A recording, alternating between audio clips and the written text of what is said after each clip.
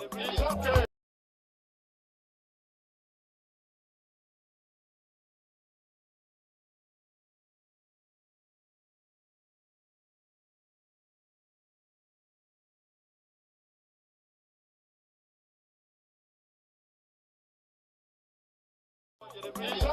Off your mind, it's okay. She off your mind, Chai!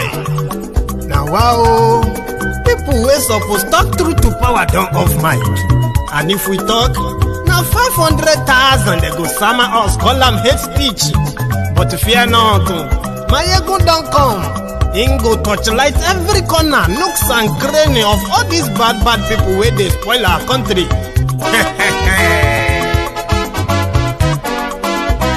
So my people make we laugh, oh yo yo. Maiyegun don't come, oh yo yo. My people make we shout, oh yo yo. Maiyegun don't come, oh yo yo. Maiyegun don't come, man of the masses, oh yo yo. Maiyegun don't come, oh yo yo. Maiyegun diary Politico, oh yo yo. Maiyegun don't come, oh yo yo. This one not the off in mind, oh yo yo. Maiyegun don't come, oh yo yo. And in the touchlight every corner, oh yo yo. Maiyegun don't come, oh yo yo. Okay, some people be they holla say they want the power. Chai, them be promise us say we go get light and power. Nah. Them hustle sote they can't get the power. But now they know they do anything with the power. Sure. Every day, dollar just they get the higher power over naira. Still them talk say make we off mind. But thank God say Maiyegun don't come. So my people make you laugh, oh yo yo. Maiyegun don't come, oh yo yo. My people make we shout, oh yo yo. Maiyegun don't come, oh yo yo. Maiyegun don't come, man of the masses, oh yo yo. Maiyegun don't come, oh yo yo. Maiyegun diary Politico, oh yo yo. Maiyegun don't come, oh yo yo. This one not the off in mind, oh yo yo. Maiyegun don't come, oh yo yo. Person where they do evil, no one make person talk. Them say that Maiyegun, that man too they talk. He too they talk. Say Maiyegun diary, he they hot like pepper. But every day then they take money in bulk.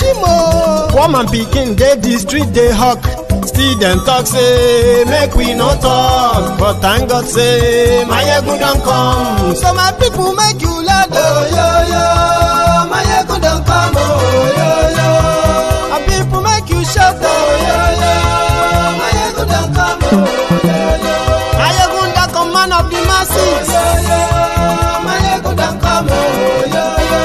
Maiyegun diary Politico, oh yo yo. Maiyegun don't come, oh yo yo. This man not the off in mind, oh yo yo. Maiyegun don't come, oh yo yo. Aha. Now you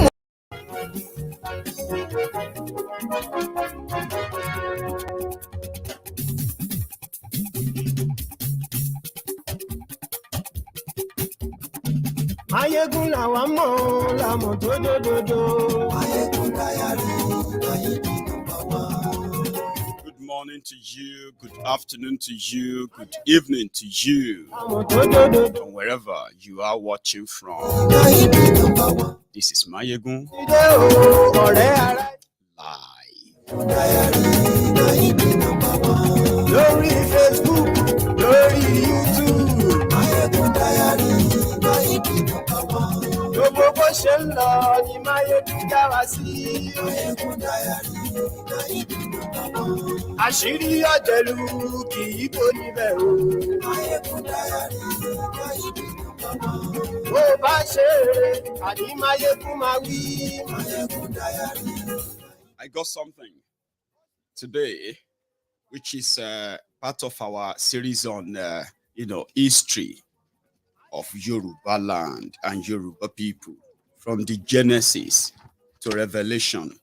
So I got a delivery of one of the other books, and I'm going to be sharing that with you at some point on Maiyegun's diary Politico. Quite interesting. Maiyegun diary, Maiyegun number one. Àní Maiyegun làwa mọ̀ dódódódó. Maiyegun diary. The history of the Yorubas from the earliest times to the beginning of the British Protectorate, authored by Samuel Johnson. You know him? Ọ̀jẹ̀lú ẹ̀sùn láàkì. Maiyegun ti dé. Àní ẹ̀sùn láàkì. Maiyegun ti dé. Lórí Facebook. Maiyegun ti dé. Àní ẹ̀sùn láàkì. Maiyegun ti dé. Lórí YouTube. Maiyegun ti dé. Àní ẹ̀sùn láàkì. Maiyegun ti dé. Ọba bá gbé wúrẹ́. Maiyegun máa bí. One of the things, one of the earliest signs, as you are joining us and sharing this broadcast, yeah. So tag your friends, invite your not so friendly friends, and tell them that Maiyegun today, you know, as usual. One of the things I quickly sensed that this is going to be a great, add-on of knowledge to many of us, especially the young people who are members of MaiyegunsDiary, Politico, and their Yorubas, who want to know their history. We all want to know our history. You know, one of the things that I felt when I got the book was that I bought the book for, I don't know, maybe about £40, and then another book for another £40. I bought 2 books for about £80. And when this second one came, listen, I got a voucher. I mean, it's going to be a blessing, isn't it? I got a voucher of £75 to go and buy myself any nice, beautiful, expensive wine from this particular luxurious wine shop. So I will share the content with you. It's going to be a long read, but this tells us exactly where we started from. Detailed accounts that will help you to further research about who we are as a people, Yorubas, worldwide. Now, let's get started with the program. So share the broadcast once again. And yes, we like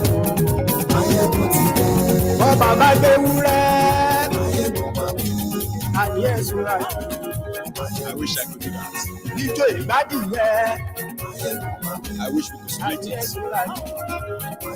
I'll drink the wine on your behalf while I, the very, very lovely wine. I'll drink that on your behalf while I divulge the contents of this great book.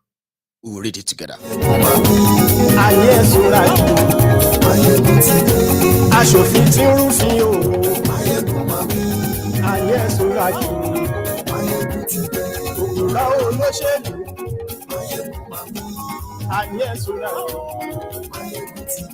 Ọ̀jẹ̀lú ẹ̀sùn láàkì.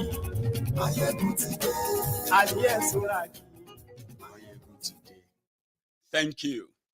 So, just for a starter, before we get fully into the program, in this book, I want to give you a little bit of an insight to what I have been talking about. Why, when you see us reading this as a Yoruba man or a friend of Yorubas who just want to know more about us, this could be your window to knowing us better. I mean, even us knowing ourselves better. So this is the introduction, a few pages. I'm going to read that before I get to this Tinubu and gang. I know Nigeria, they say, is in darkness right now. Abi, the electricity workers in Nigeria, they have now down tools, shut down the national grid, transmission, generation, whatever. The whole country in darkness as we speak. Just same way, the future of the young people who are supposed to be the future of Nigeria, as nobody really cares, as many of you probably have realized, yeah? ASUU continues their strike. I'll come back to that, please. Let me there's so much lovely stuff in there. Hang on. So the introduction into the history of the Yorubas from the earliest times to the beginning of the British Protectorate. A long read or introduction, a quick one. The Yoruba country lies to the immediate west of the River Niger and south of the Kora, the western branch of the same river above the confluence, having Dahomey on the west and the Bight of Benin to the south. It is roughly speaking between latitude 6 degrees and 9 degree north, and longitude 2 degree 30 and 6 degree 30 east. The country was probably first known to Europe from the north through the explorers of of northern and central Africa. For in old records, the Hausa and Fulanis Fulani names are used for the country and its capital. Thus, we see in Webster's Gazetteer, Yariba, West Africa east of Dahomey, area 70,000 square miles, population 2 million, capital Katunga. These are the Hausa terms for Yoruba and for Oyo. The entire south of the country is a network of lagoons connecting the deltas of the great river Niger with that of the Volta, and into this lagoon, which is belted with a more or less dense mangrove swamp. Most of these rivers, which flows through the country north to south, pour their waters. It will thus be seen that the country is for the most part a tableland. It has been compared to half of a pie dish turned upside down, rising from the coast in the south gradually to a height of some 5,000 feet in more or less dense forest, into a plain diversified by a few mountains ranges continuing into its gentle rise in some parts to about 1,000 feet above sea level. It then slopes down again to the banks of the Niger, which encloses it in the north and east. In a valuable letter by the Reverend S.A. Crowder, afterward Bishop to Thomas J. Hutchinson, Esquire, Her Britannic Majesty's Consul for the Bight of Biafra and the island of Fernando Po, published as Appendix A to the book entitled Impressions of the Western Africa, we find the following graphic description of the country, describing the Yorubas. This part of the country, of which Lagos is the Bight of Benin, is the seaport. Which Lagos in the Bight of Benin is the seaport, is generally known as the Yoruba country, extending from the Bight to within 2 or 3 days' journey to the banks of the Niger. This country comprises many tribes governed by their own chiefs and having their own laws. At one time, they were all tributaries to one sovereign, the king of Yoruba, including Benin on the east and Dahomey on the west, but are now independent. This book was published in 1901, by the way. The writing started from 1930s. The original manuscript was lost, but the leftover and the pieces they could put together produced this first edition in the 1900s. So, the principal tribes into which this kingdom is divided are as follows. The Egbados. The division includes Ota and Lagos near the sea coast, forming a belt of country on the banks of the lagoon in the forest, Toketu on the border of Dahomey on the west, then the Ijebu on the east on the border of Benin, then the Egbas of the forest, now known as the Egbas of Abeokuta. Then comes Yoruba proper northwards in the plain, Ife, Ijesha, Ijamo, Efon, Ondo, Idoko, Igbomina, and Ado, near the banks of the Niger, from which a creek or stream a little below Ida is called Do or Ido River. The chief produce of this country is the red palm oil. oil made from the kernel, shea butter from nuts of shea trees, groundnuts, barley seed, and cotton in abundance, and ivory. All these are readily procured for European markets. The present seat of the king of Yoruba is Ago, otherwise called Oyo, after the name of the old capital visited Clapperton and Lander, or let me say visited by Clapperton and Lander. A king is acknowledged and his person is held sacred. His wives and children are highly respected. Any attempt of violence against a king's person or of the royal family, or any act of wantonness with the wives of the king is punished with death. There are no written laws, but such laws and customs that have been handed down from their ancestors, especially those respecting relative duties, have become established laws. The right to the throne is hereditary, but exclusively in the male line or the male issue of the king's daughters. The government is absolute, but it has been much modified since the kingdom has been divided into many independent states by slave wars into what may be called a limited monarchy. Then physical features.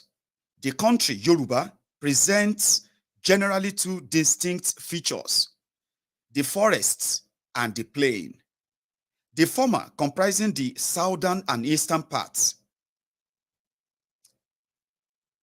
or portions, rather. The latter, the northern, central, and western. Yoruba proper lies chiefly in the plain and has a small portion of forest land. The country is fairly well watered, but the rivers and streams are dependent upon the annual rains. An impassable river in the rains may become but a dry water course in the dry season. There are a few high mountains in the north and west, but in the east, the prevailing aspect is high ranges of mountains from which that part of the country derives its name, Ekiti, a mound, being covered as it were with nature's mound. The soil is particularly rich and most suitable for agriculture, in which every man is more or less engaged. The plain is almost entirely pasture land. Minerals apparently do not exist to any appreciable extent, except iron ores, which the people work themselves and from which they formerly manufactured all their implements and husbandry and war and articles for domestic use. Flora. The forest, or let me say the forest teem with economic and medicinal plants of tropical varieties, as well as timber, of which mahogany, cedar, brimstone, counter, and iroko are the principal. There are also to be found the abura, useful for carving purposes, ebony, hata, a hard wood used for facing carpenter's tools, the iki, a hard wood which when dry is very difficult to work, as it speedily blunt-edged tools, the ori, another hard wood useful for making piers on the coast, and the hahanyo, a very hard wood, unaffected by ordinary fires, dry rot, or termites. All these are indigenous, but recently Indian teak has been introduced and it flourishes widely, as well as the beefwood tree on the coast. Although a large variety of fruit can be grown, yet the people do not take to horticulture. What there are grow almost wild, very little attention being paid to them. So to say, pawpaw, bananas of several varieties, plantains, oranges, pineapples, dioro, plums, yellow and black, the rough skin plum, the butt lime are to be found everywhere. Some fruit trees have been introduced which have become indigenous. Example, the sweet and sour sop, the avocado or alligator pear, guavas of two kinds, pink apples, rose apples, mangoes, the breadfruits and the bread nut trees, the golden plum, etc., etc. All these are cultivated, but not widely, as at 1900. Vegetables, of which there are several kinds, are largely cultivated. Yam, cocoa, cassava, sweet potatoes are the principal roots used as diets. Also beans, white and brown, small and large, and the groundnut are largely grown for food.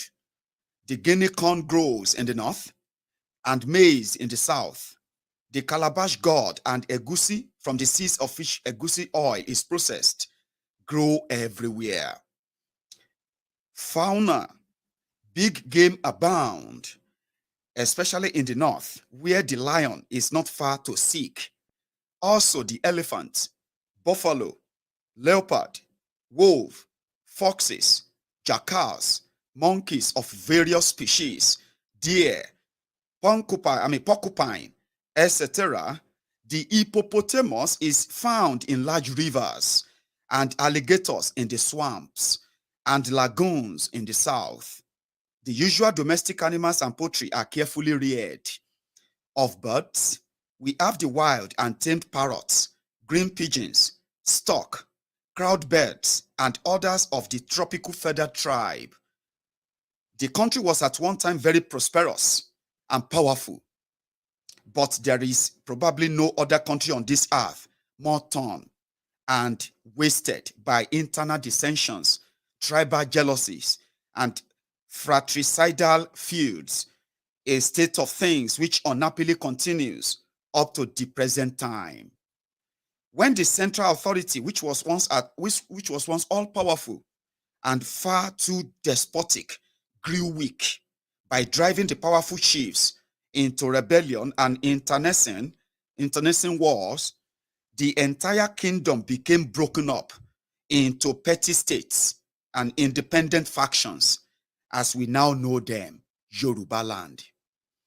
As far as it is possible for one race to be characteristically like another, from which it differs in every physical aspect, the Yorubas, it has been noted, are not unlike the English in many of their traits and characteristics. It would appear that what the one is among the whites, the other is among the blacks.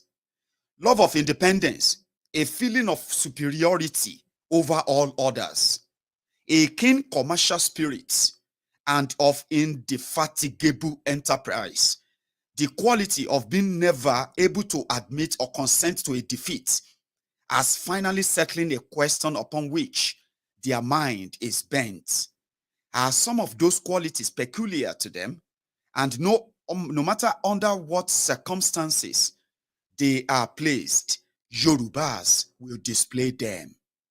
We have even learnt that those of them who had the misfortune of being carried away to foreign climes so display these characteristics there and assume such airs of superiority and leadership over the men of their race they met there, in such a matter of fact way that the attention of their masters was perforce drawn to this type of new arrivals, and from then they selected overseers. This trait will be clearly discerned in the narratives given in this history. But apart from the general, each of the leading tribes has special characteristics of its own. Thus, dogged perseverance and determination characterize the Ijebus. Love of ease and a quickness to adapt new ideas to the Egbas. The Jebus and Ekitis are possessed of a marvelous amount of physical strength, remarkable docility, and simplicity of manners, and love of home. Among the various families of Yoruba proper, the Ibarapas are laborers farmers. The Ibolos are rather docile and weak in comparison with others, but the Ekpos are hardy, brave, and rather turbulent, whilst the Oyos of the metropolitan province are remarkably shrewd, intelligent, very diplomatic, cautious almost to timidity, provokingly conservative, and whether very masterful. The early history of the Yoruba country is almost exclusively that of the Oyo division. The others being then too small and too insignificant to be of any import. But in later years, this state of things has been somewhat reversed. The center of interest and sphere of importance having moved southwards, especially since the arrival of the Europeans on the coast. Such is the country, and such are the people whose history, religion, social polity, manners, and customs, etc., are briefly given in the following pages, starting with Yoruba language. I'm going to read this, I swear. You're going to love it. It's so amazing. It is detailed. You will get to know who we are, who are the Yorubas.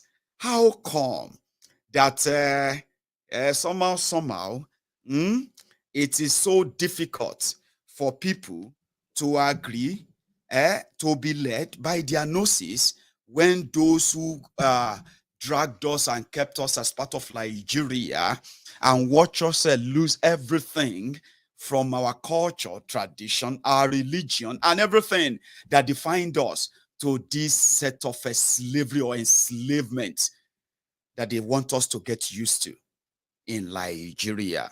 So, ladies and gentlemen, you are welcome once again into tonight's broadcast. We're going to start with a big question. And if you want to put it this way, you will say, Nigeria is bleeding. Nigeria is hemorrhaging. Nigeria is dying. But those who are killing Nigeria, they never seem to care, right? Young people whose future should be paramount in every scheme of thing. For those who might claim to be, representing us or even leading, so to say, even though they are not leading anybody but themselves, or rather doing it for themselves. So today, it was yesterday when the Minister of State for Labor, Festus Otobokeyamo. Thank you very much, Ma. Mrs. Toyin Olaoye. Oh, I mean, sorry, Adeoye, rather. How are you, Ma? Thank you. The students in Nigeria have been on strike because the university workers have down tools, right? A 2009 agreement made with the government that has to do with financing them and all that, and then their salary structure and so many other things that has to do with finance or financial issue, right? 6 months ago, they down tools that if they were not attended to, now that they've realized that those criminals in government who lied to them years ago, those who promised them that they will give them a better life once they follow their change, those who tricked them, or should I say, who brainwashed or money to force them, were they even forced or something? I don't care. But somehow 7 years ago, those who promised them that once they come to power, the first thing they were going to make a priority is going to be education. We're going to invest in education so much that the rest of Africa is going to become so jealous of many of you young people who are going to need the education. So they lied eventually. So 7 years down the line, they have now realized that they are never, ever going to ever get anything from them. And therefore, there was not going to be any work. Then they saw them printing money, sharing the same money. They saw them paying huge amount of money to terrorists. They saw them, borrowing as well, borrowing money to fund their private, luxurious lives. So they were seeing the politicians do all of that. So 6 months ago, for the recent one, the down tools.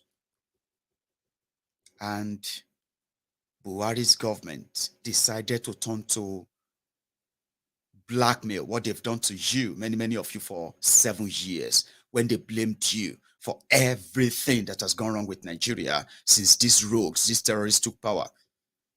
So they turned it to blackmail. Like they were trying to run Nigeria aground with the amount of money they are requesting or asking for. But they are not running Nigeria aground when they are budgeting over 400 billion for the National Assembly members who are less than 1,000 people. That wasn't running Nigeria aground. When they decided to go and take a loan of $1.6 billion to build a rail track to Niger Republic at the ridiculous, interest rate that further destroyed your naira, that wasn't wrecking Nigeria. But fast forward to 2 days ago, the junior minister in Nigeria said they called a meeting. In that meeting, it wasn't to address any of the concerns. No, it was actually to plead with them like, please now, just go back to work now. We can't give you anything you are asking for, right? We don't care about, we don't really care about the future of these millions of Nigerians that we're wasting away. But if you care, please, when that didn't work, they told you, the parents, you need to go and beg ASUU, right? Now, cut it. The strike continues. So the bottom line is that you as a young person in that Nigeria today, right, who is still jumping up and down for APC, Egbe, what exactly would you say is your motivator? As in, what is it that is motivating you? Genuinely, I have an answer. I'll come back to that because there's still a long one to do. Meanwhile, in 2019, when the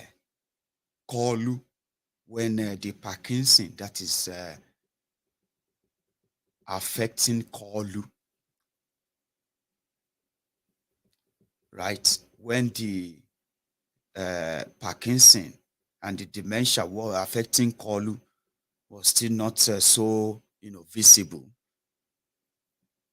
And I remember then when Obasanjo was writing a letter. I bet you do too. And I think I remember when he wrote a letter as well that prompted Tinubu and gang to actually call out the same Obasanjo that they mobilized in bringing Buhari to government. So their first failure of 2015 to 2019, and in defense of that failure, in response to Obasanjo, Kolu, still a bit all right, had this to say just before what happened again today, just for the optics, as they would say. The party of the past, who have spent 16 years of our precious life to demolish our economy, frustrate our people, and lead us almost astray. We said then, enough is enough. We came together. They call us all sorts of names. They say it's impossible. We bonded together. We chose a great symbol as our party symbol, the broom. We brought the revolution about. We got an army general retired to lead us, among other generals. They called me. We don't want the general. One member said he cannot be general anymore. He's tired of these generals. I say, until we finish with Boko Haram and looting, we need one more general at least. Those who ask me not to follow and support the general, Uncle Backdoor, who had been a general himself and who had been elected president, I call him election rigger. Let's compare the two of you. The man has the temerity to write a letter, go to the post office. We say, no, we are not using the post office like that anymore. We are now using email. Your letter is not delivered. You are analog.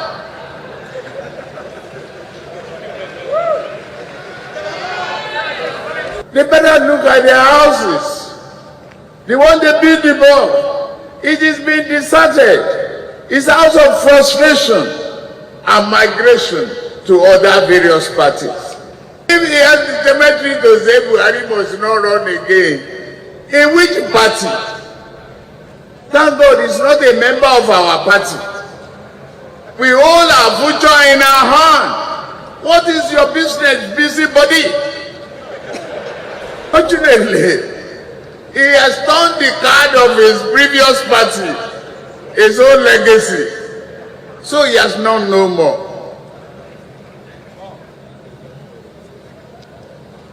Now, we have a general that they asked me not to follow. Because it was a general. If you call yourself a Democrat, don't follow this man. I say I'm not mad enough to listen to your lies. Thank you, Muhammadu Buhari, for the job you are doing up to date. You have not set half of the records. The record of this general, who is not a Democrat, he doesn't know the meaning of democracy. You have not tried to dismantle the National Assembly and impeach the party of the opposition or remove their governor with 6 out of 38 members. Criminal assault on democracy. You have not done that, and they are writing letters.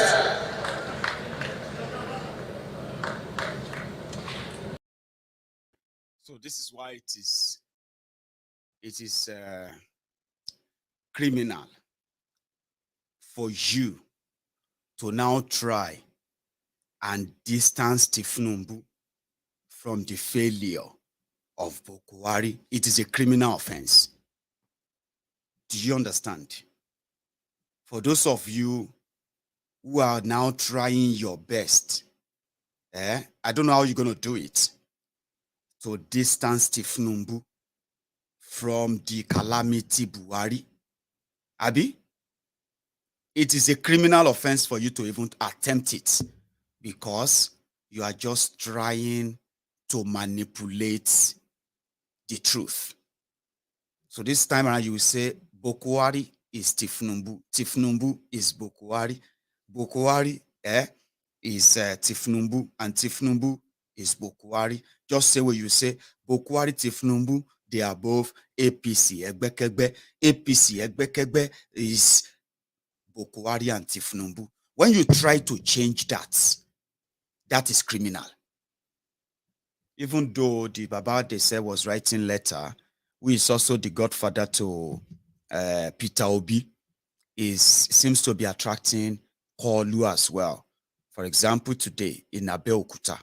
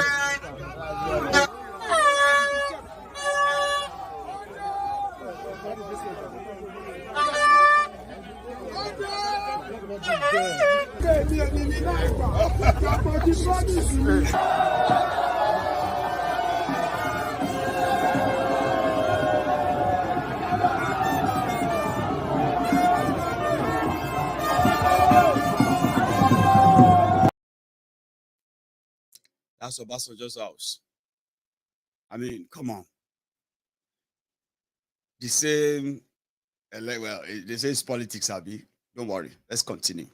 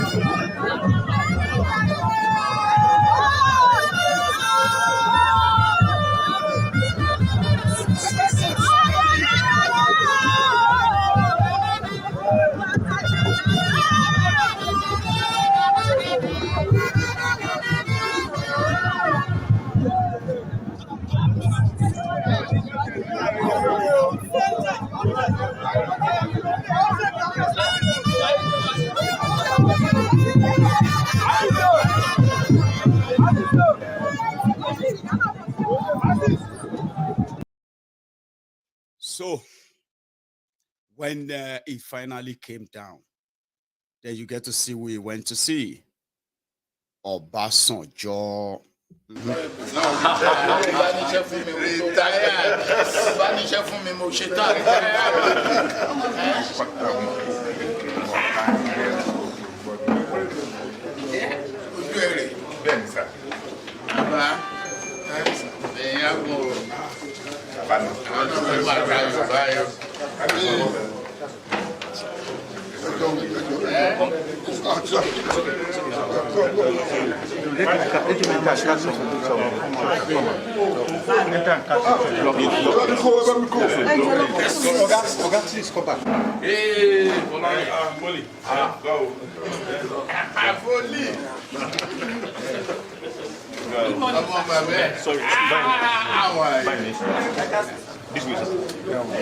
way, Maurice. Excuse me.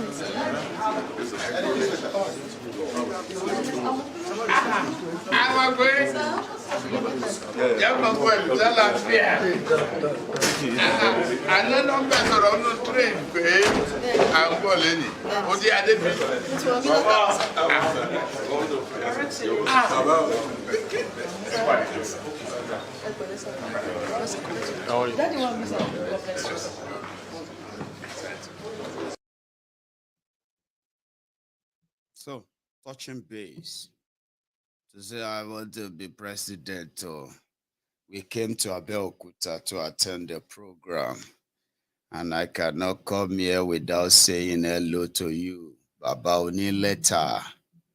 Maybe checking on Obasanjo if he has upgraded to email, or maybe Obasanjo is also now tweeting on WhatsApp. Whatever it is, it's just for the picture while Nigeria bombed. the young people in every, they say, if if you care about the future, you will invest in the young people. And not just invest, you will invest in their education. In Nigeria, as at now, it is more or less like education is worthless, except for just to learn how to read and write. That's what they are teaching now. So if you are now a young person, like I have been reading everywhere, right, where many of you who are currently at home, and then, your rent in your different schools are still running, as Nigeria continue to stifle everyone economically. Your parents, or maybe yourself, are bearing the brunt of paying two rents in this case. Abi?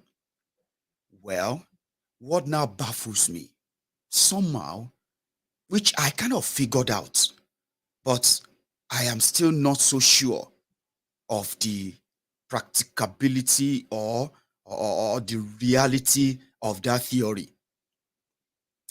Because in this same sense where the economy is on is currently on a grand stall, yeah, the education is in total collapse. The healthcare is in comatose. The power sector is completely crippled. Then the downstream sector completely cannibalized. And in all of this, the victims are supposed to be, or are, the common man. But to my surprise, when you look at this APC, Egbekegbe, the other day, Festus Otobo-Keyamo was defending Bokwari, and he said, Bokwari has crushed Boko Haram, that terrorism has become nothing in Nigeria.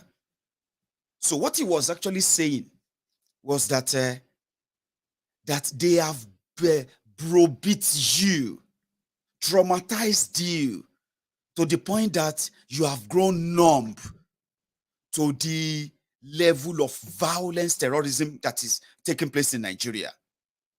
That some of you are no longer angry that people are being kidnapped en masse. People are being killed, slaughtered by terrorists en masse. And the same terrorists are getting pardoned by the same country that is broke, borrowing money to buy weapons, to be carted away by the same terrorists. So you have grown numb. So to them, you are not really reacting or surprised. 40 people killed in Zamfara. Hey, 40. They've killed 40 people again. Well, every day, people die every day. They killed a young man in Delta yesterday. My brother, people die every day. Do you know how many people they kill in Zamfara? Do you know how many people they kill in Maiduguri? Do you know, they have made you grow numb as humans. So to them, terrorism is nothing. Just the same way I have seen that when you see young people struggling, tearing cloth for this same APC, Egbekegbe, telling you that that's your next president, Tinubu is your next president, bragging about it. And I am like, how? What kind of witchcraft be this? But it's not a witchcraft. What I've figured out is that say two-way things. They create demography for this. Yeah, they create demography of those, because young people who care about their future genuinely who have nothing to do with APC, Egbekegbe. Like, absolute nothing. They've shown it. They are still showing it. Every responsible, a family member, let me put it this way. every responsible adult, responsible in the sense that, you know, you have something doing enough that you are contributing positively to the same society that is also helping and assisting you as a citizen and all that.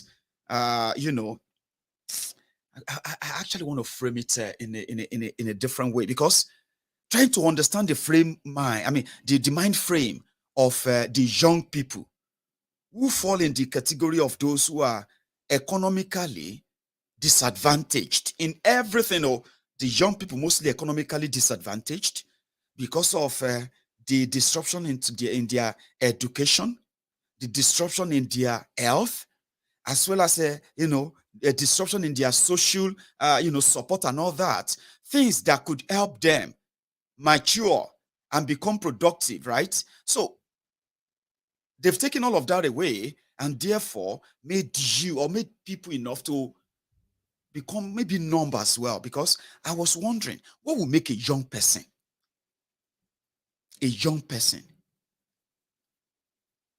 still defend APC or associate with APC? I figure out that there's more that will make the young people, as they have been, to continue to align with their own oppressors. Terrorism is nothing, but people are dying. And then it was pretty much like, if it hasn't happened to me, then maybe it is not happening, or maybe it is being exaggerated. That leverage is what APC is giving back and saying, we have crushed terrorism so much that people don't even feel it anymore. As a success story, you as a young person, that you can tell that the destruction and the ruins that these guys have done put certainty into a bleak future for you, a future where you are not prepared, a future that they never prepare you for, the one that is cold, that is lonely, and that is in a way selfish, greedy, and it's kind of inhuman as well. That's exactly what they are preparing you for. And you as a young person, how do you actually make a choice or make peace with that? They have destroyed the economy and they continue to do it. Okay? Before they came in, they said that people destroying people, they were printing, I mean, so they were borrowing money to pay salaries. Today, I told you before December, many of you would not be able to receive any salary again. They have depleted everywhere, and they continue to move on like it's absolute nothing. And you as a young person, if you picture yourself in the Nigeria they are building for you in the next 10 years, and you see those who are the drivers behind that, yeah, what would be that your motivator that actually makes you think? Your education is completely mortgaged, like forgone. Even those who got the education, they are finding their ways out of Nigeria before they could probably make any use of it in any way. A monopolized opportunity, space. There's civil opportunities for young people, and they do it with no care in this world. Like, what are you gonna do? The Ministry of Agriculture came out. It all started with their National Assembly talking about the ASUU and no money. Yeah. Their National Assembly budgeted over 400 billion for themselves, including 35 billion to renovate the National Assembly. Yeah. 400 billion. They don't have the money. They will have to go and borrow it for themselves.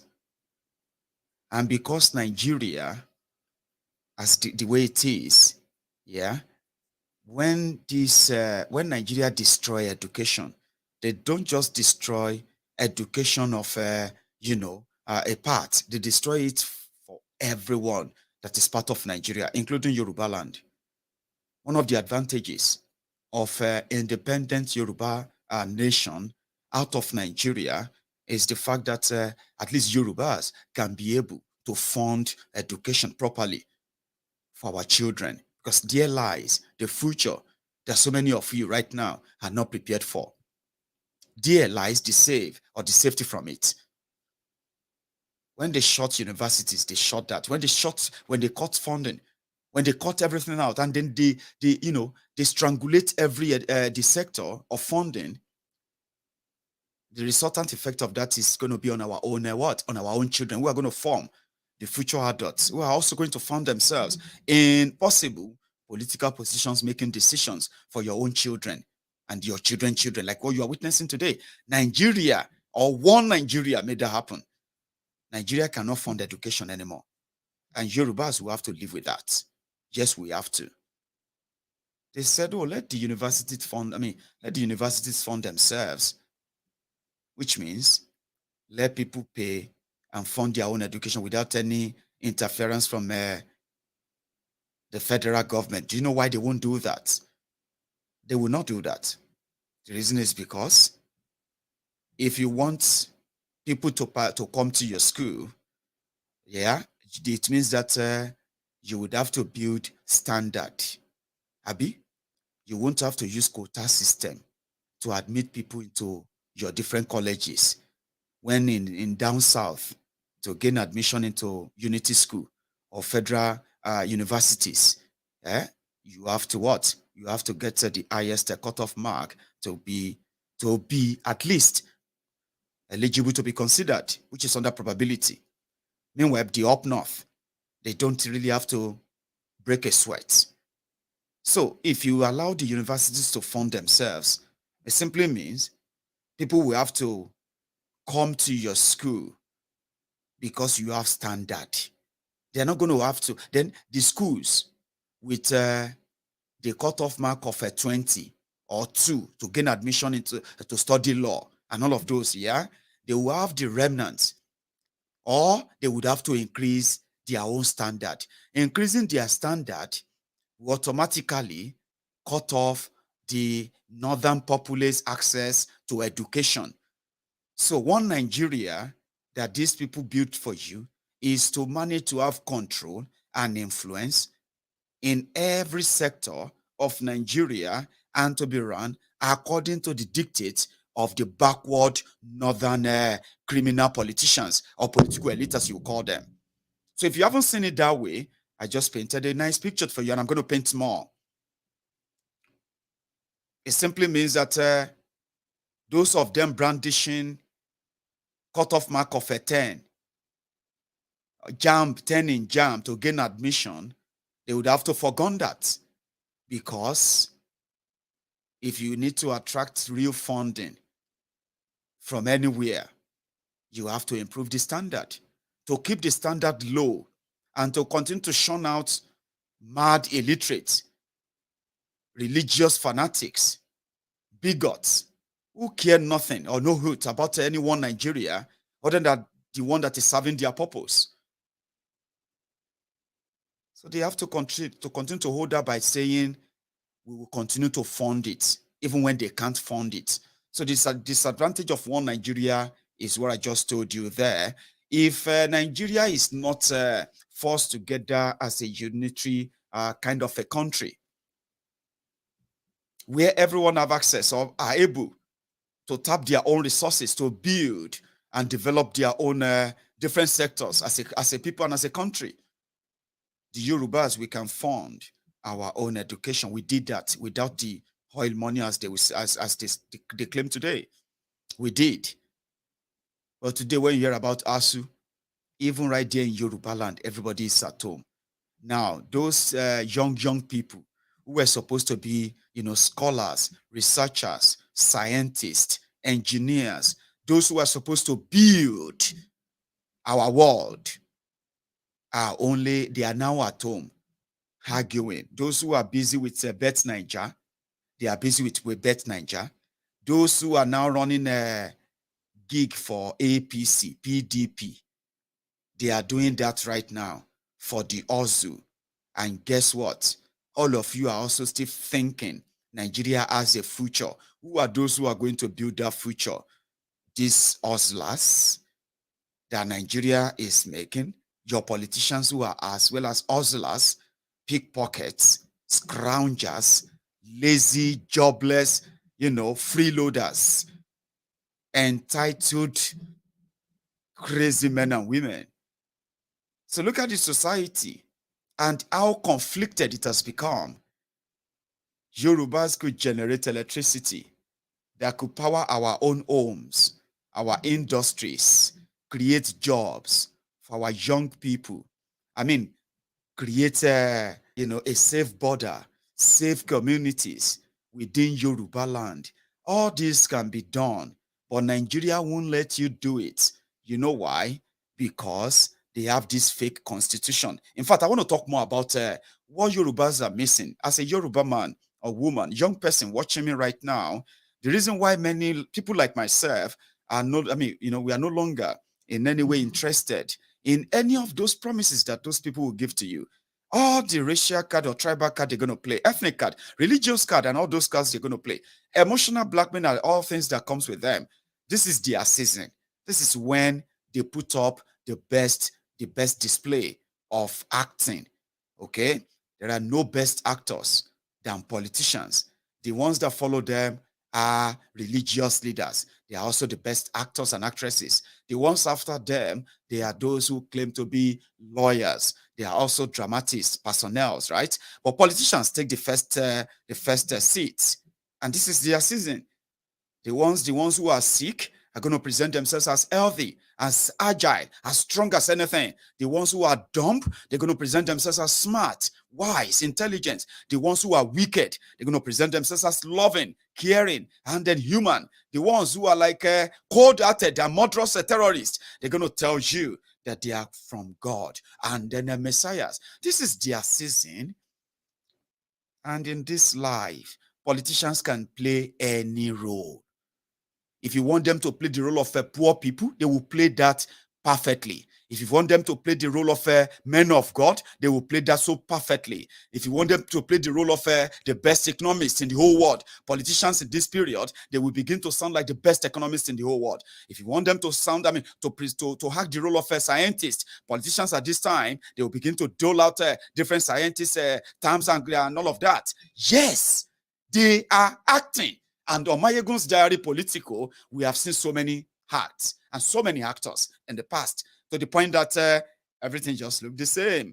Nothing fascinating, nothing interesting, just same scripts. Wash, rinse, and dry. Wash, rinse, dry. It's just a repetition. A catch-22 or a rat race. But we know that if not for this same constitution, trashy one, I'll tell you what you are missing as an indigenous people of Nigeria, okay? From everywhere we come from, right? Our land. If to say this land were allowed to breathe into us, as we breathe into them, into it, yeah, it would have propered us. It would have, protected us. We would have felt safer. We would have felt, prosperous. We would have been more stronger than what Nigeria made. Nigeria made us weaker, and it made us weaker from within by destroying every value that we hold sacred as a people, right? And trying to change that into something that we are not. That conflicting stuff was made perfect by this trashy fraud called 1999 Constitution. I'm coming back.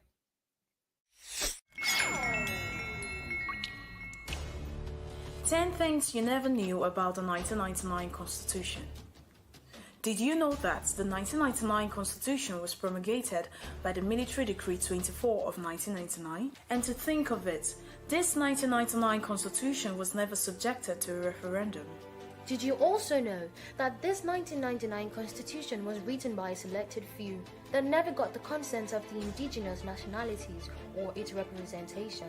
Did you know that After writing the 1999 Constitution, it was hidden from the public until after the inauguration of President Obasanjo in 1999. Funny enough, this 1999 Constitution was not printed by the government press or any known printers in 1999. Did you know that the 1999 Constitution created a unitary government as against the projected federal government, and this forged an inefficient, over-centralized government, as well as creating a centralized judiciary whom has never been autonomous? In all this, did you know that this 1999 Constitution falsely and maliciously claims that the indigenous nationalities willingly handed over their lands and resources to the federal government? And interestingly, did you know that the 1999 Constitution calls state governors chief security officers, but at the same time centralized all the security agencies and denies these state governors control over any of the security And agencies? finally, do you know that the illegitimate 1999 Constitution in Section 6, subsection 6C, absolves the government from liabilities regarding rights of the citizens as provided in Chapter 2, making this right not justifiable? This and many more are the reasons why corruption, unaccountability, incompetence, and insecurity are institutionalized in Nigeria.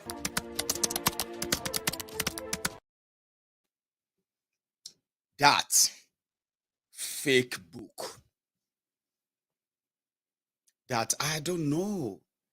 It's just because of these guys, they have been those who have made it difficult for you as a human being, a Nigerian in Nigeria, to attain your full potential. And I'll tell you how. It's like a structural takeover. When they said they were giving us democracy in 1999, so which then put us at the mercy of a federal government that was never federal. So, if you want to destroy a country, do you know, all you have to do is to destroy the education. If you can destroy the education of a country, then you have destroyed that country without having to fire a shot. Do you get that? There is this, there's this writing. In fact, a quote somehow said, "How to destroy a country." At the entrance gate of a university in South Africa, the following message was pasted for contemplation, just to contemplate, yeah?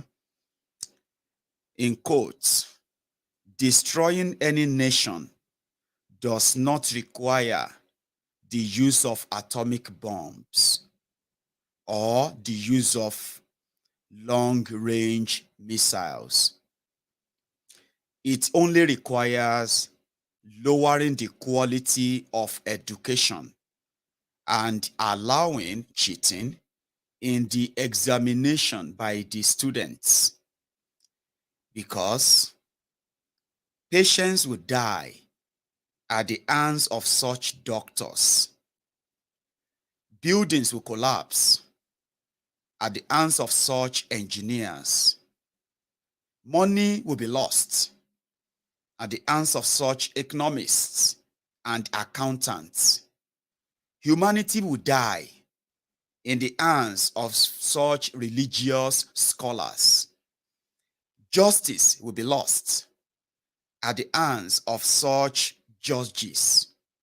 The collapse of education is the collapse of the nation. You don't need bomb. You don't need missiles. All you have to do is to destroy the education. You know they have destroyed the education of Nigeria. You know it.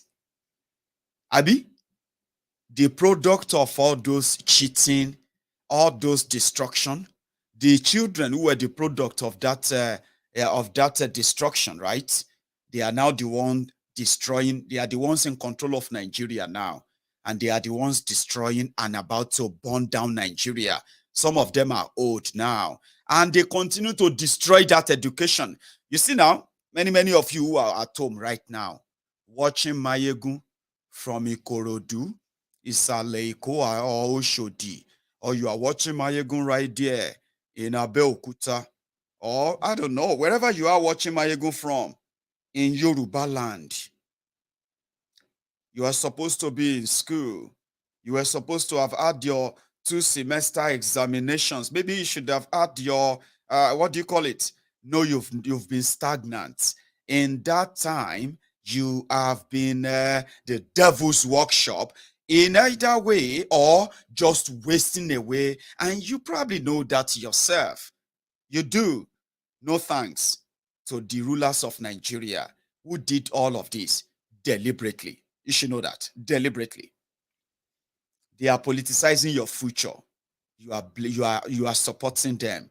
In 10 years' time, some of you are going to become PA to, or maybe you'll find yourself as councillors, chairmen. Education no kuku matter anymore, or does it? I don't think it matters anymore, right? Yeah. So you become what? Honorables, this and that. Since you can go and use your secondary school certificate, the one that didn't have any strike or delay, you don't need the university anymore, Abi. They destroyed that. And guess what? Now go come become lawmakers. Which law do you think they will be making? You see those ones who are making your laws now.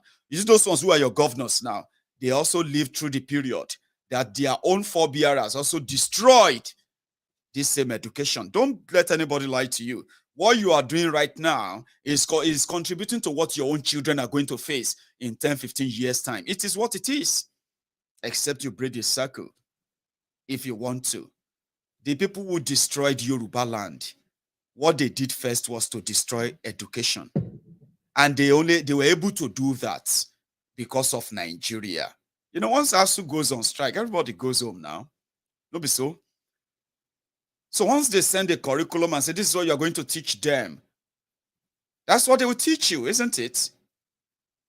So it is more or less like they shape you for a future that you're not prepared for. The one that will continue to make you enslaved in your own supposed country. You can stop that by getting proper education, and that proper education is by understanding what they are doing to you and the consequences of what they are doing to you, and how much of that damages that is to you. Maybe not you now, maybe your children. Think about that. That's how they do.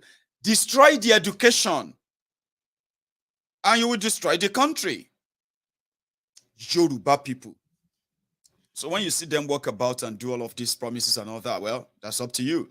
Agriculture Ministry used 18.9 billion naira to clear grass, to clear bush in 6 months.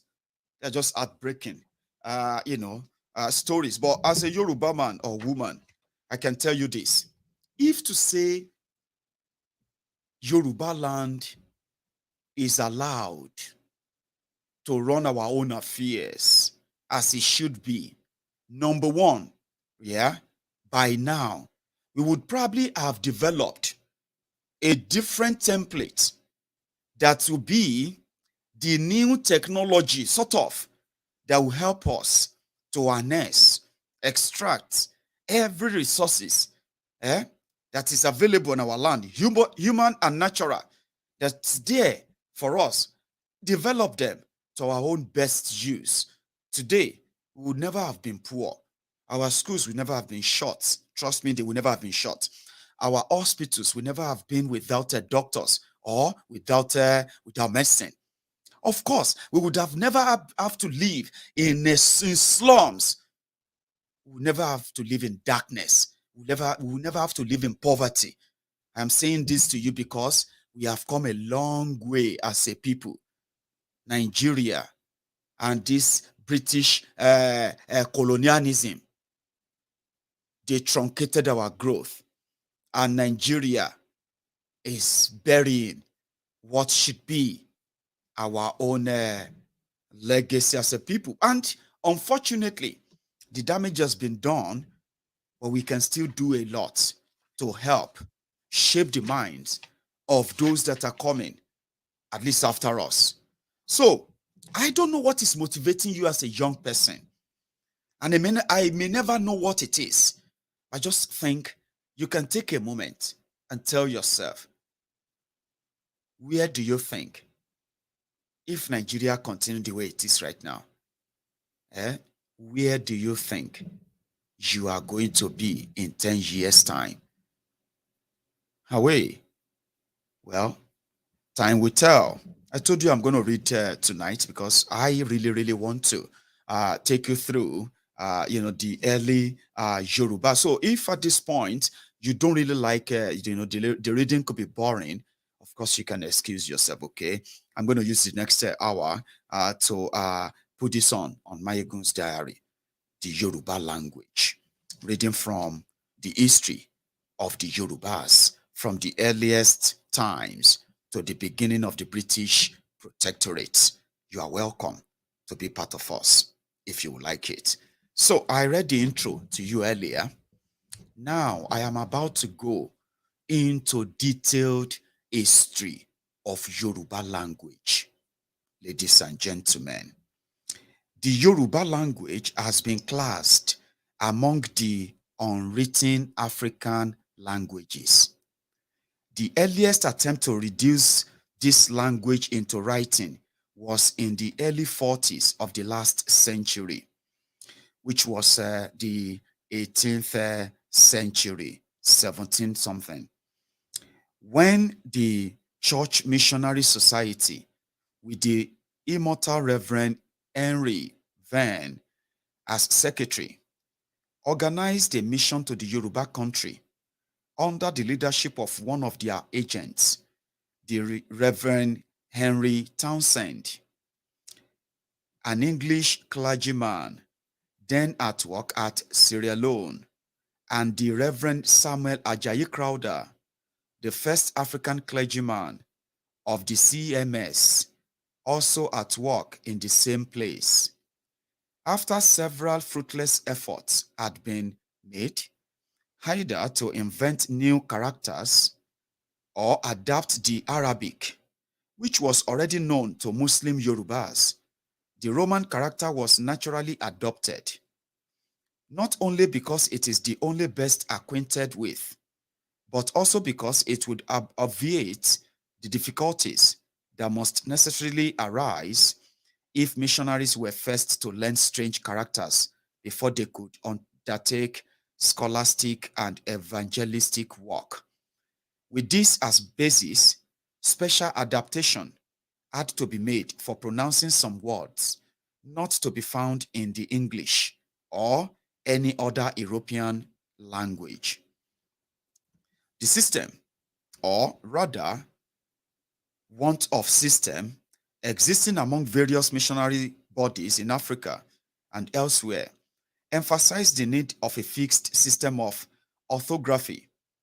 It was evidently essential for the various bodies to agree upon certain rules for reducing illiterate languages into writing in Roman characters, not only because this would facilitate cooperation, but also because it would render books much cheaper than when separate fonts of type must needs be cast for every separate system, scientific or otherwise, that each body may choose to adapt for one and the same purpose.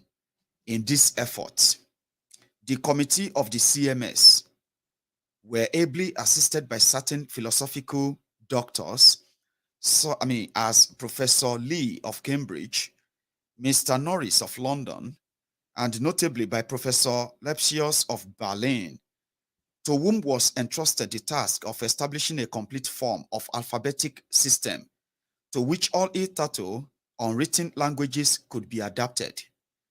The following remarks are largely derived from the second edition of Professor Lepsius' work. The professor consulted earlier efforts that had been made in India and elsewhere to transliterate foreign, which is Eastern, characters into the Roman, and out of the chaos then existing, he established on a firm scientific basis the standard alphabet in which the Yoruba language is now written. This was adopted by the CMS in 1856. By this system, therefore, former translations had to be transliterated under certain fixed rules. The number of letters in the standard alphabet is necessarily very large, as it was designed to meet the requirements of all nations, but with diacritic marks on cognate sound and accents, and the introduction of 3 characters from the Greek, the Roman characters furnish all that is necessary from which every unwritten language can draw. It is very unfortunate indeed that the system has not been faithfully followed by all, for reasons we regard as inadequate and inconclusive. This has provoked the caustic remark of the distinguished philologist, Dr. R.N. Cost, that no class of mankind is so narrow-minded and opinionated as the missionary, except the linguist. For even in Yoruba, which professed to have adopted Lepsius standard, certain particulars, as we shall see, have been departed from, by no means for the better. Keen was the controversy on this point between English and German missionaries of the Yoruba mission in its early days. In the following pages, the style commonly used in the familiar Yoruba translations is departed from in some important particulars, as they present some peculiar defects which ought to be rectified. We shall endeavor to follow Professor Lepsius' standard alphabet as closely as possible. Well, the professor himself has considered that shades of sound can be adapted therefrom to meet special requirements without departing from the principles laid down. Says he is, in his second edition, the exposition of scientific and practical examples according to which a suitable alphabet for universal adoption in foreign languages might be constructed, as I'm going to jump that and quickly go into a part that interests me when I was reading it earlier. So certain rules of transcription are imperative for a correct scientific method of procedure. Whatever may have been the difficulties encountered in the ancient written languages, so far as the Yoruba and other unwritten languages are concerned, the field lies clear.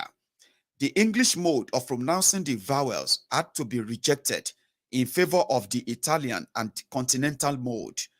The following rules or principles have been laid down.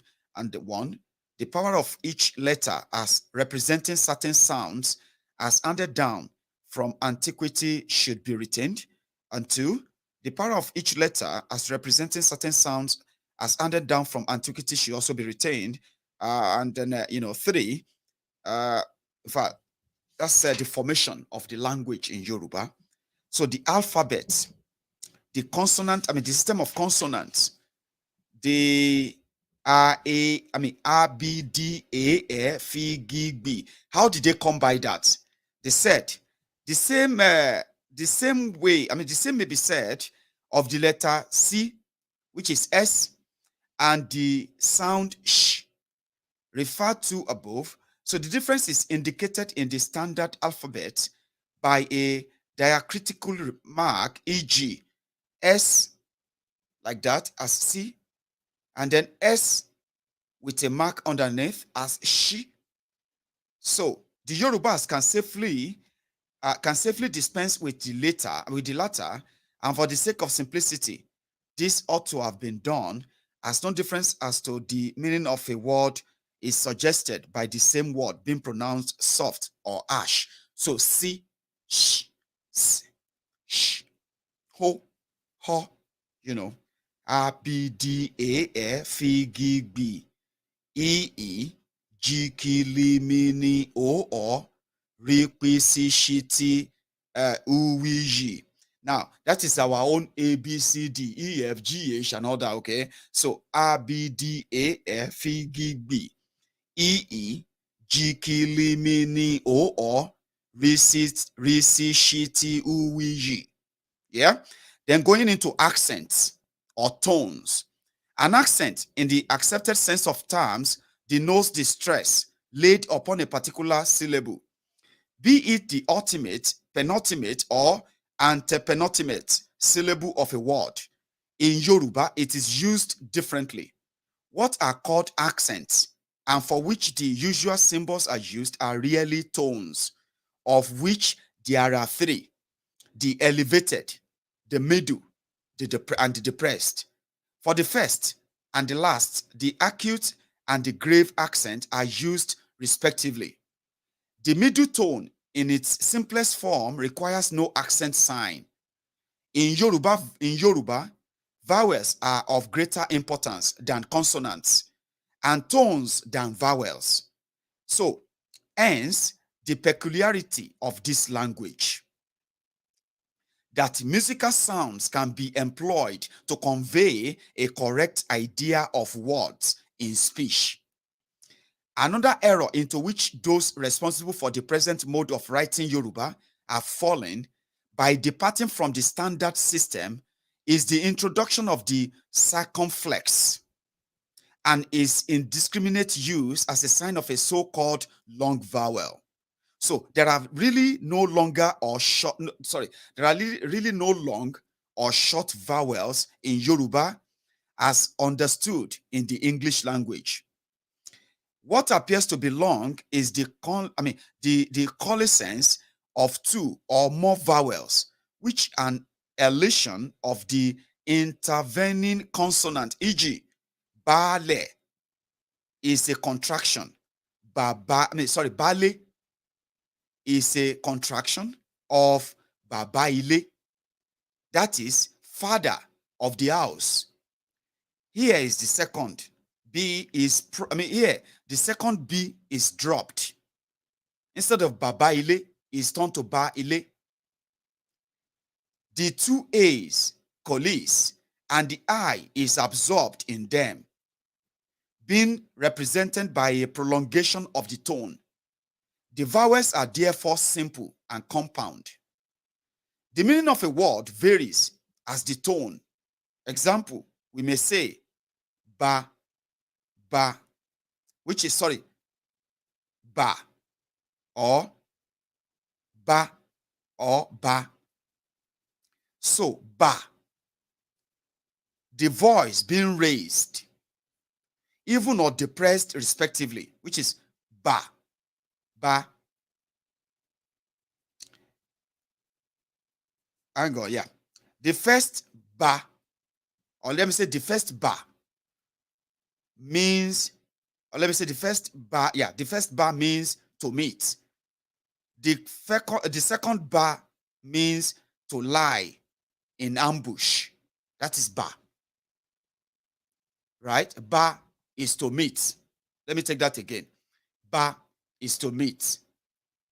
Ba is to lie in disguise or something, lie in ambush, hide. That means you are oba segbekon. That is, you are lying in ambush. But it's the same spelling, but different tones, right? So that's what they mean there. So they said you may also have the second and the third ba. Ba is to alight. That is to come down from somewhere. That's, you are like, now you are lighted. You come off somewhere. You are now like ba.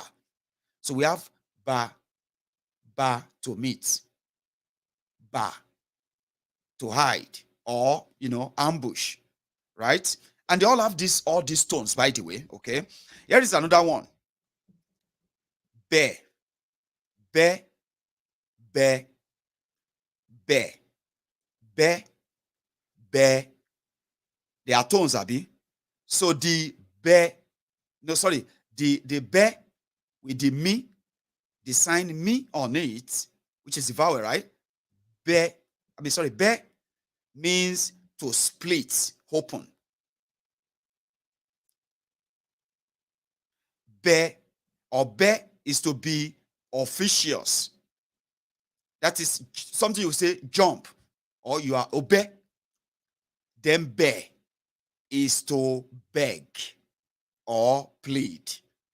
Also in Yoruba, we have what you say boo. Boo. Boo. Mm. Mm. Mm. Boo, which is a me, means to abuse. Ebu, boo, abuse. The second one is, boo, which is moldy. Something that we can say, oti boo, inu won boo, inu won boo, won roll sa, something moldy. Boo. The third one is to boo, do, boo. That is to cut open. That is you boo. Take a portion. Anyway, let's go to the use of accent. To this method of using accent over the vowels, Professor Lepsius made the strongest objections as by such a use, the accent have been diverted from their proper uses to serve another purpose. Right? We have he therefore proposes on this, which are actually like a part and parcel. Somebody said the boo abuse. No, it's not abuse. Boo is abuse. Yeah. So there are also parts where you have agba, an elder, agba, a rope, domi, agba, a canyon, ahanyo, anxiety or care, ahanyo, a cockroach, ayan, a hardwood, baba, father. And then you have a which is a baba, which is called the guinea corn. We have a epo, rere, palm oil. We have a epo, which is the bark of a tree. Then we have a epo, which is weeds. We have a eri, which is the corn chaff. We have a eri, which is the money dew. We have a eri. The first one is eri. The second one is eri, which is dirt, like dirty stuff. So playing with words and grammar here now, okay? In Yoruba, we have apata, which is rock. We also have apata, apatakwiti, which is a shield. We have apata, a butcher.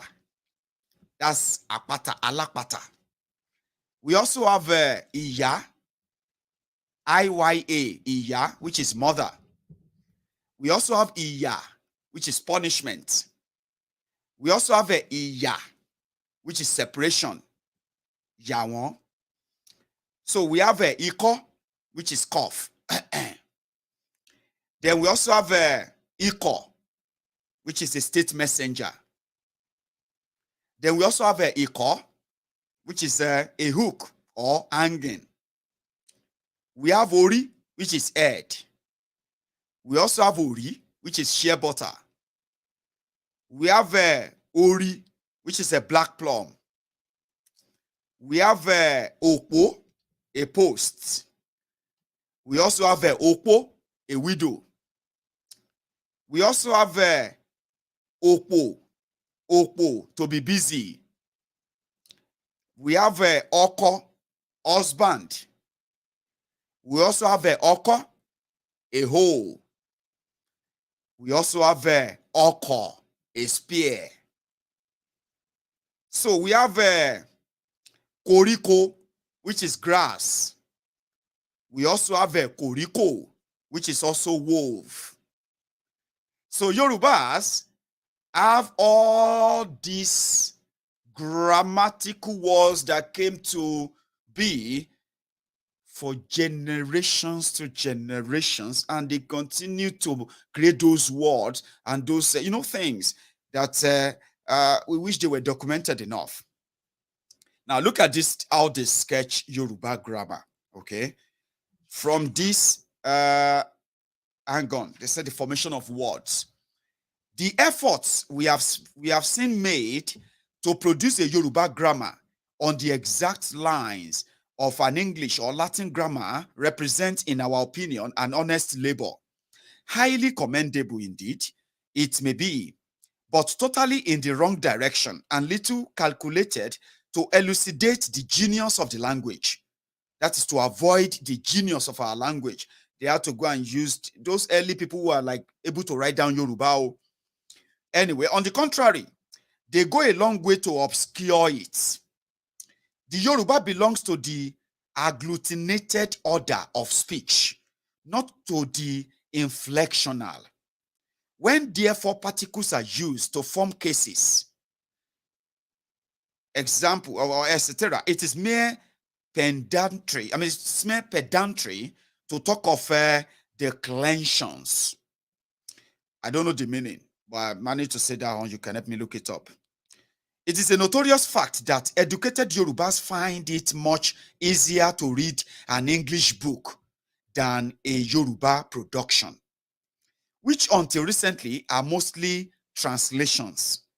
With an effort, they may plod through it, but they do not enjoy reading it, and sometimes do not even understand it, just like I said earlier. The main reasons for this are: the orthography of the language is still very defective. The style in which the books are written. This may simply be described as English ideas in Yoruba words. The result is often obscurity and confusion of thought. In the Church Missionary Intelligencer for March 1880, a missionary to Japan who had experienced a similar difficulty wrote thus, in quotes, there is great danger in all use of this language, of thinking that when we have rendered various English words into Japanese, we have of necessity expressed the thoughts which the English words convey. Language may correspond to language, but the thought to which the language is the vehicle may be as distant as the poles. Our language must be idiomatic, or the narrative will fail to see the point on which we are endeavoring to lay so much stress.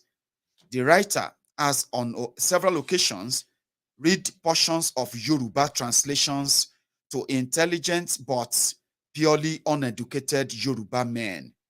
They would show that they comprehended, not without an effort, what was read to them by putting pertinent questions, but then they would add, we can understand what you mean to say, but what you read there is not Yoruba. It may be book language, Edeiwe. The rock of stumbling is the desire of translators to reproduce every word and particle of the English in its exact equivalent in Yoruba, regardless of idiom, and therefore obscuring the sense of the latter.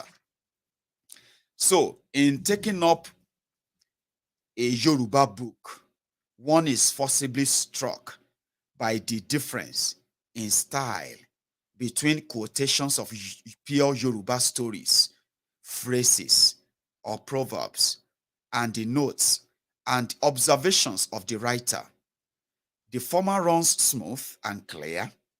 The latter appears stiff and obscure because the writer, which is knowledge of the English grammar and language, wrote English ideas and idioms in Yoruba words, illustrating what is said above.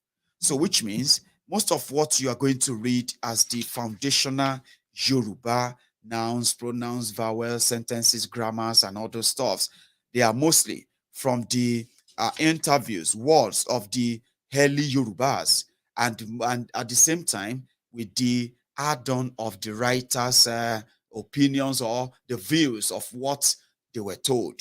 In other words, they may not completely represent everything word for word if they were indeed written in Yorubas as they should have been, but they are windows into what will help us understand more how everything come to be. So talking about grammar and forming grammars, right? You know, adjectives, nouns, and all those stuffs in English, right? But we have them in Yorubas. Let's take a look at the adjectives part of a Yoruba grammars now. Adjectives are generally placed after the nouns. Nouns they qualify as Eshindudu, a black horse, Omorere, a good child. They are placed before the nouns when some special attribute of that noun is to be emphasized, e.g., Agidi Omo, a stubborn child, Apa Omo, a slovenly child, Alagbara Ọkùnrin, a brave fellow, Akọ Òkúta, a very hard stone. These are really substantive used attributively. They may more correctly be regarded as nouns in the construct state and not pure adjective, e.g., a brute of a man, a more emphatic expression than a brutish man. The view of showing the identity of a substantive with an adjective is clearly shown by Mason. The adjective was originally identical with the noun, which in the infancy of language named objects by naming some attributes, by which they were known. In course of time, the adjective was developed into a separate part of speech, the function of which was to attach itself to the noun. So even now, it is sometimes difficult to draw the line between them, as nouns are sometimes used attributively and adjectively. Adjectives rather pass by various stages into nouns. So let's look at a comparison of adjective here now, okay? Using Yoruba words.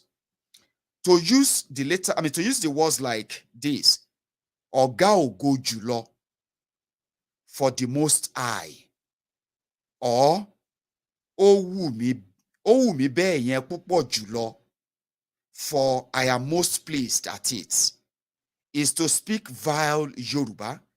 No pure Yoruba man, uncontaminated with English ideas, will speak in that way at all. As the genius of the Yoruba language, the working of the Yoruba mind is ideas and idiosyncrasies do not run in an Anglo-Saxon channel. It is not to be expected that the mode of expression will agree in every particular. Some teachers of the Yoruba language often fall into this error in their endeavors to find the exact equivalent in both languages. So the forms and uses of adjective in Yoruba. Now look at this one. It says, a high mountain, attributive, Òkè gíga. The mountain is high, predicative, Òkè náà ga. In Yoruba, the attributive is formed from the predicative by reduplicating the initial consonants with the vowel. Example, right? Strong, or let me say, strong bread attributes, which is strong, mean le, which is attribute, right?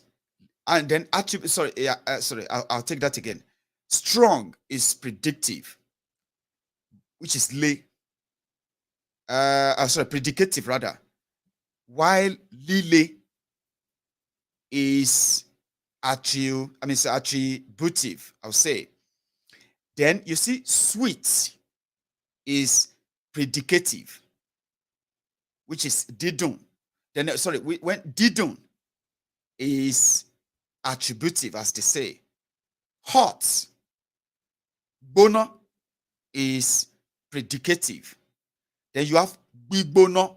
They all mean the same thing. Go bono. Then attributive, bibono. You have a good, which is predicative. Then you are, which is good is dara, predicative. Then you have a didara, which is also good. Didara, attributive, and on like that. So if you know the example, let's go to the pronouns part of Yoruba grammar. Pronouns are used in the same sense as, in English.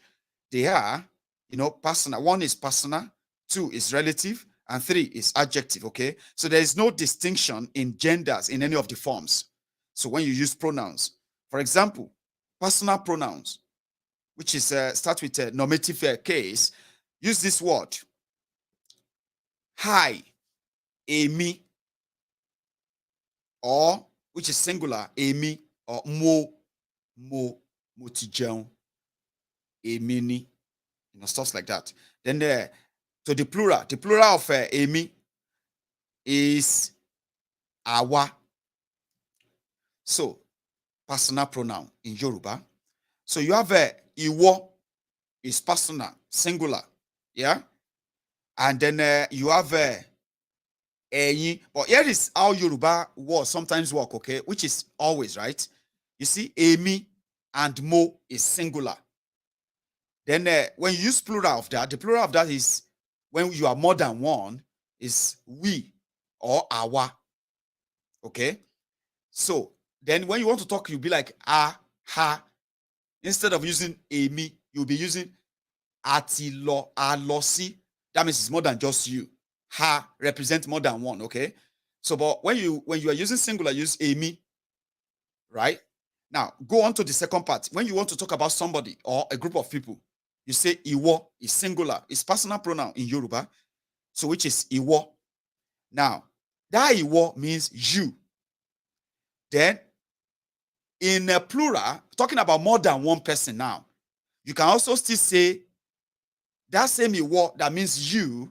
In Yoruba, you will say enyi. But in English, you can still say you. Abi? When you are actually meaning more than just one person. You know that. In Yoruba, you will say enyi. There's no way you can say you. Or let me say, there's no way you can say iwo for more than one person in Yoruba.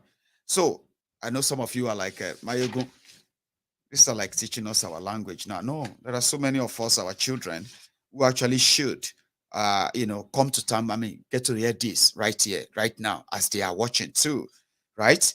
Now, same thing goes to, reflect the reflective, pronoun, the relative, and on like that. But I'm going to go to the other interesting sketch.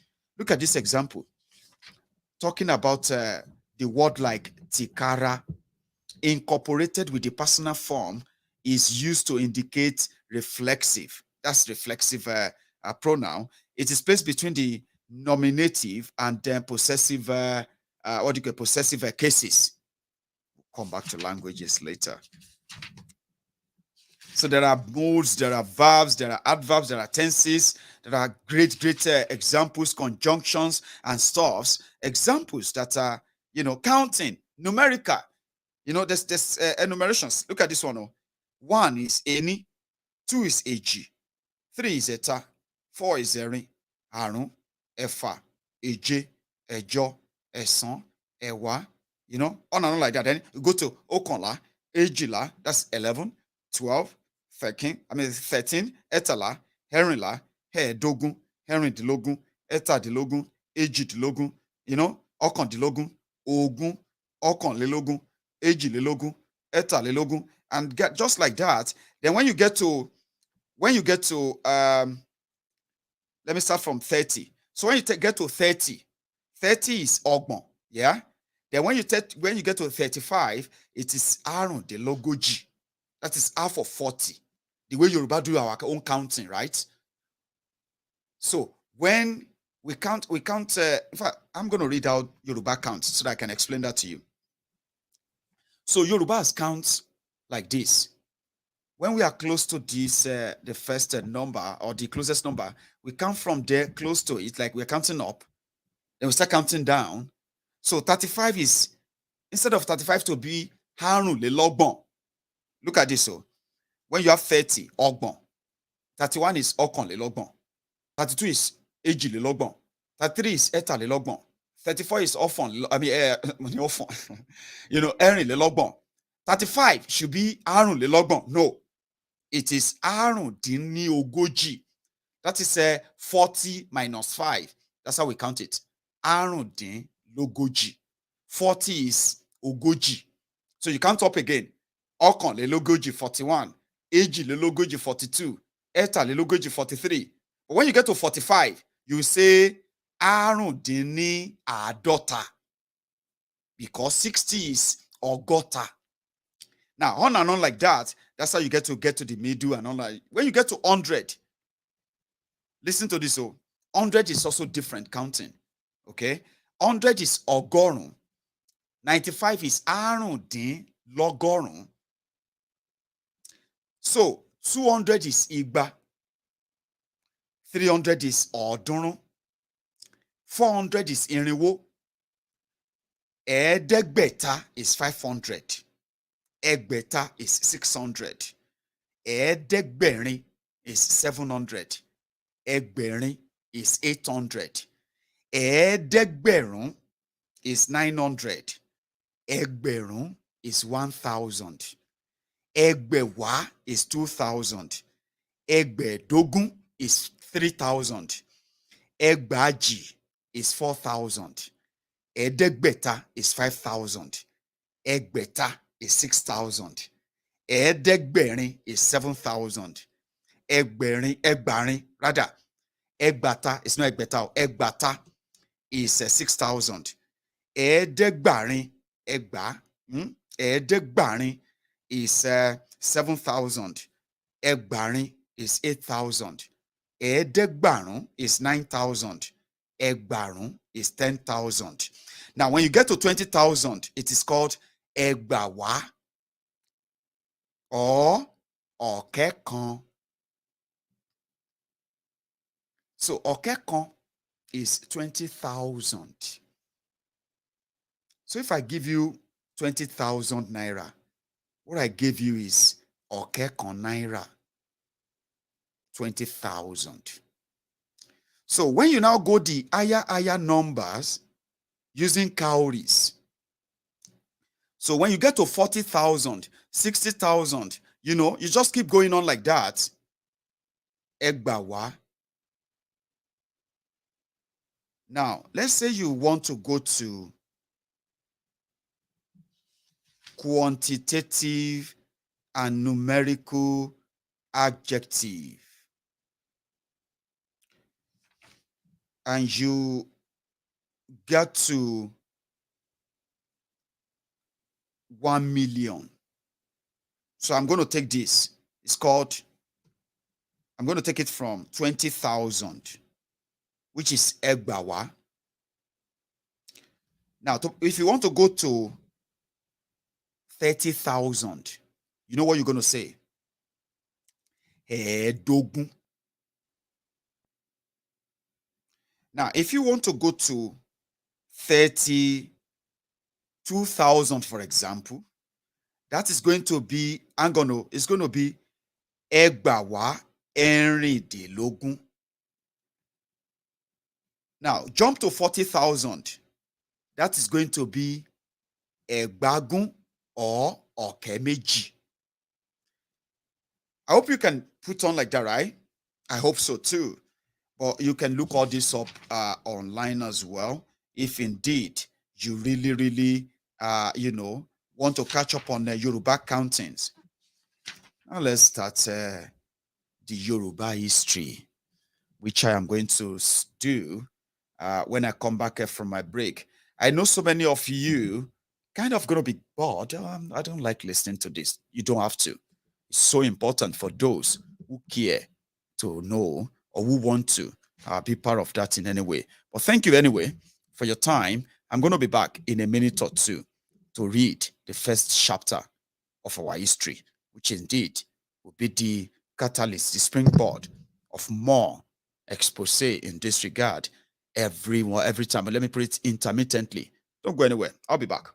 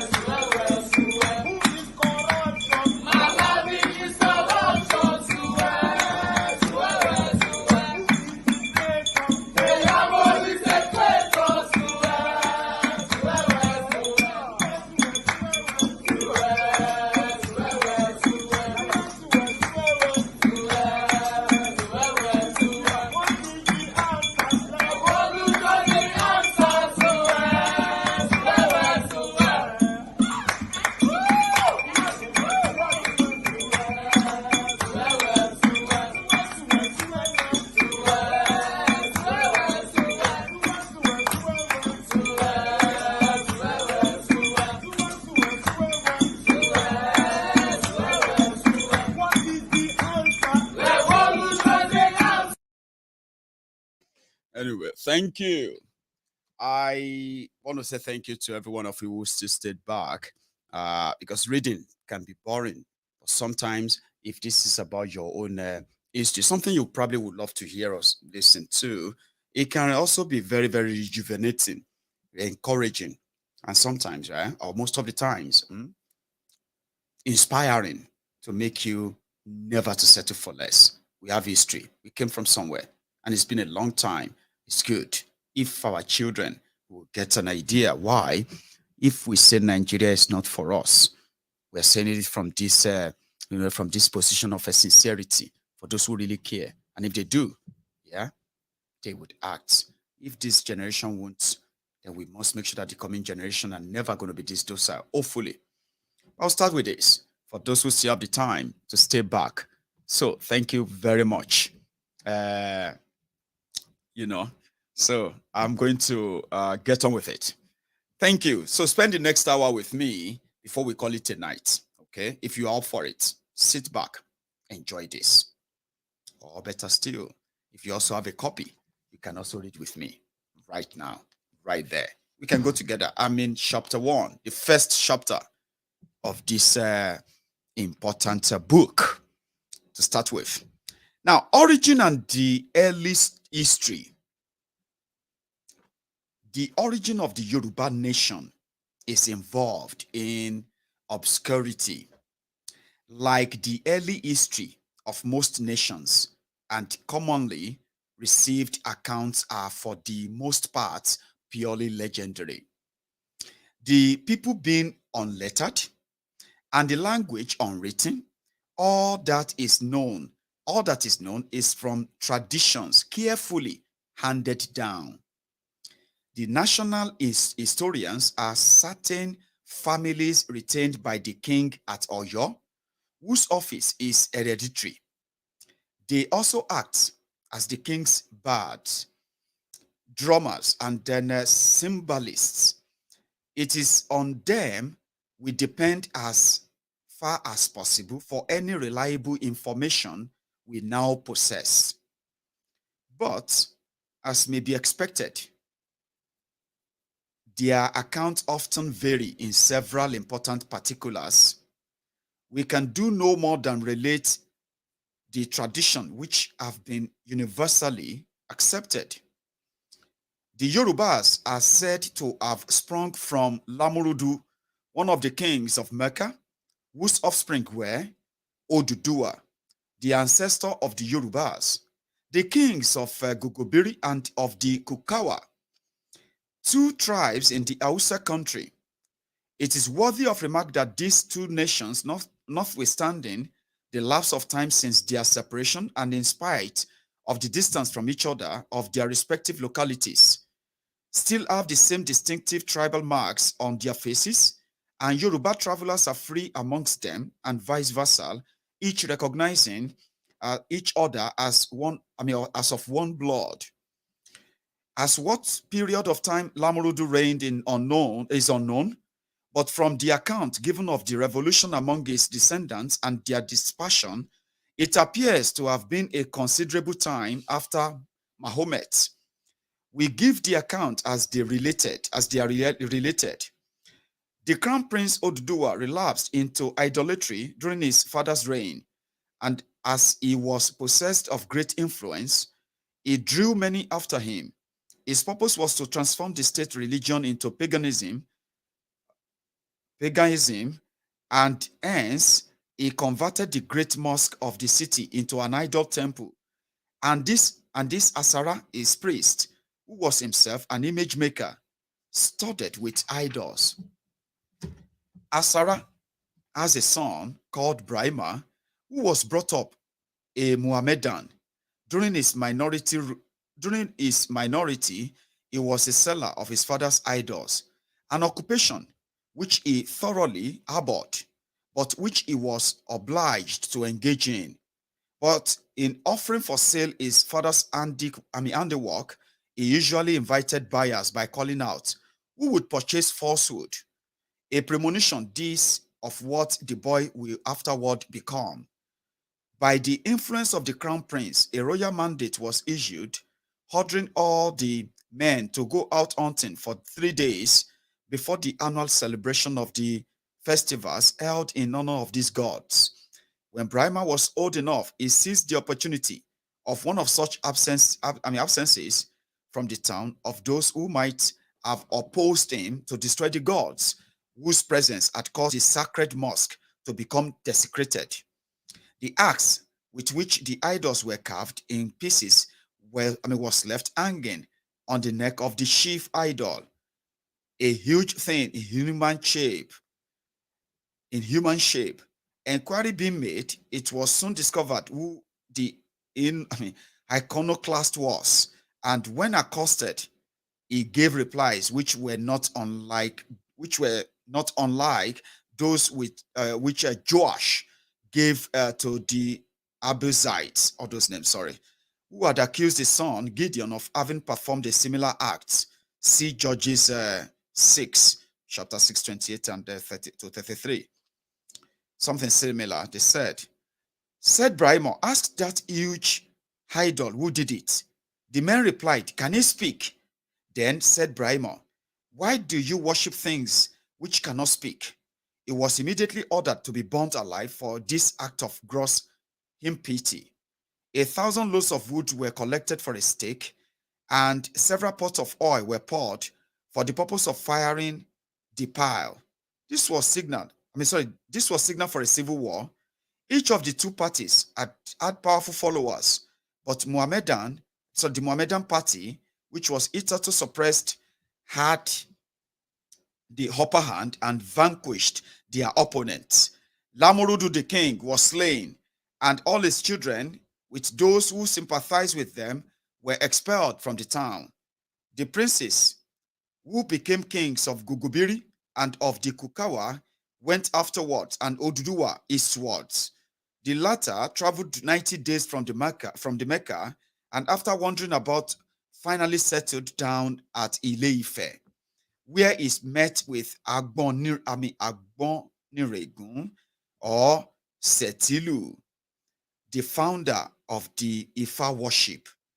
So it means that when he came, he met Agboniregun, or the one they named Setilu.